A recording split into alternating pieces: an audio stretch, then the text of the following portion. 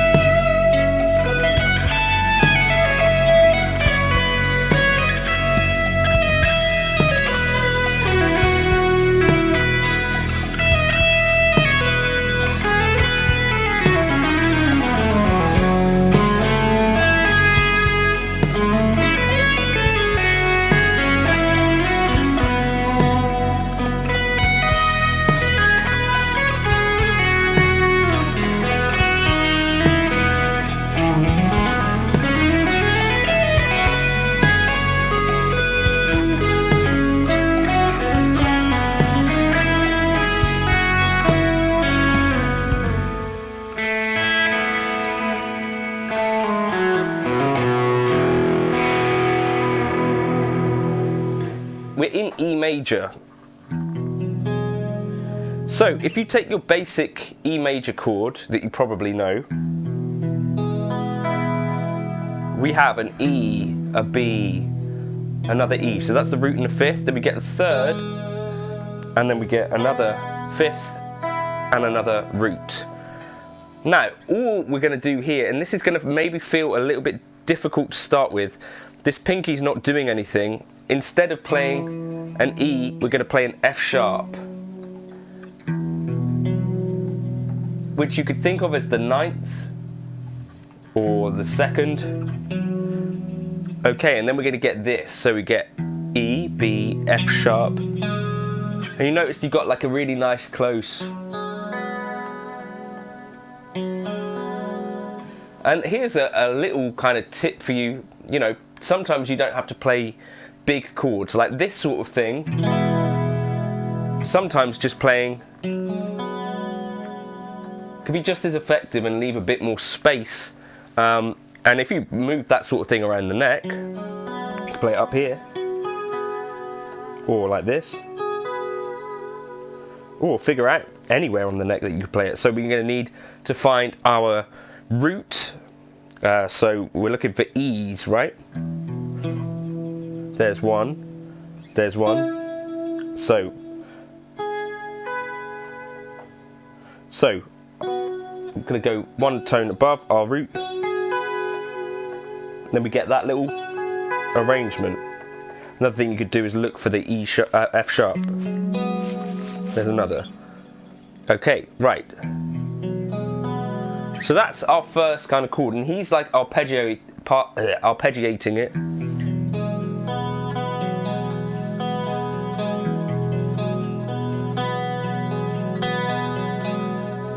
So that's our first kind of bar, and you could experiment with your own little things with this.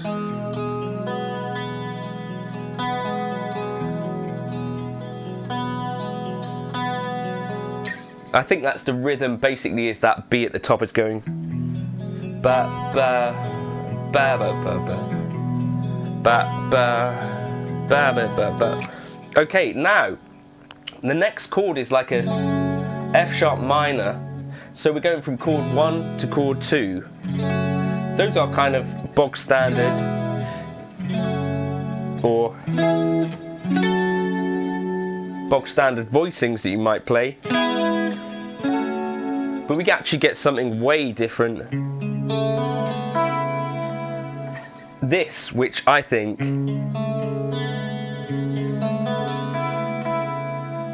which is just super pretty. So what have we got going on here? So if you imagine this is your F sharp still, so we got an F sharp here, then we got our third, the A here on the second fret, there's a B,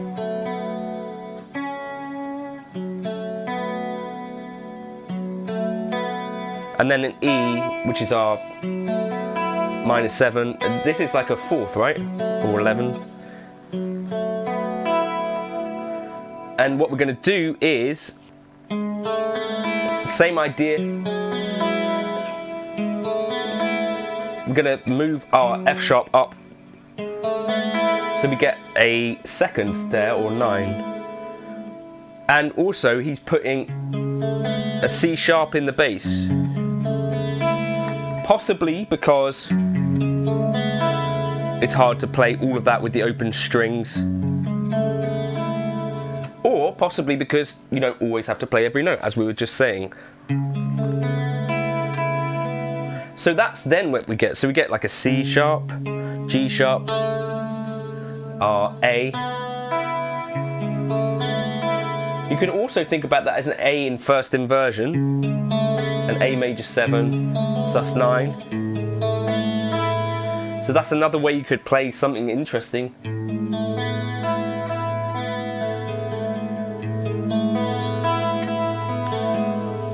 Or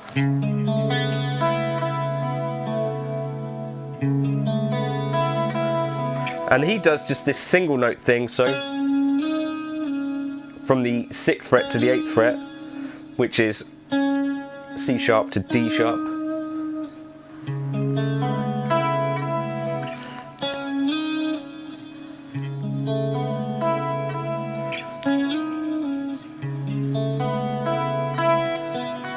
And that's how he finishes it, which is really pretty, I think. I think that was what sealed the deal for me, that I really wanted to break this down.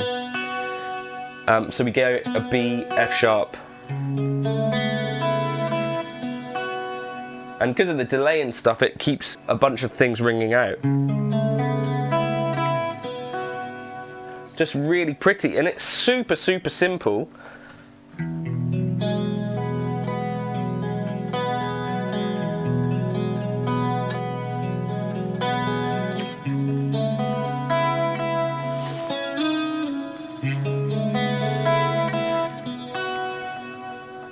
Kind of simple, but actually not that easy to execute.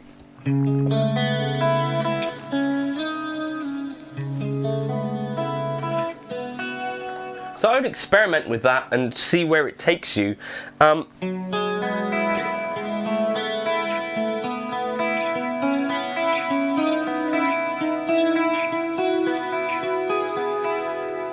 Just some really nice little things that you might happen across there as well. So if we just take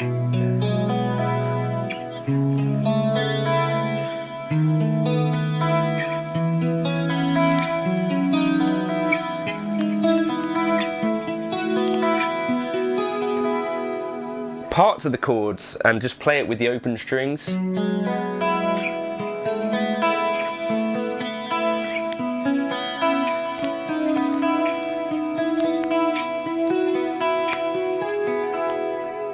get some really, really, really nice sounds.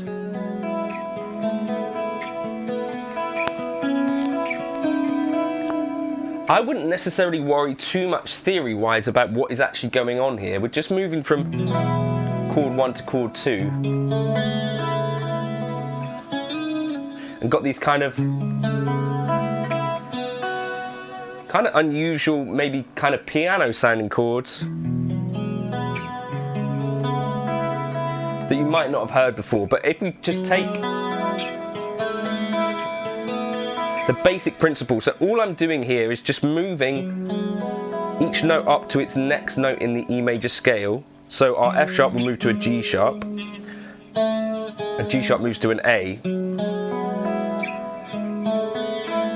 then A to B, B to C sharp,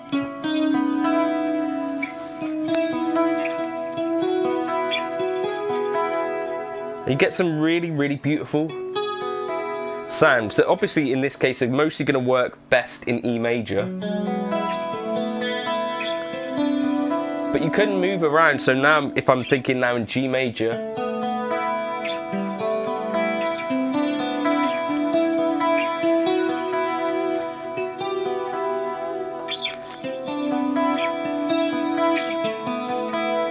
you could then kind of go between the two.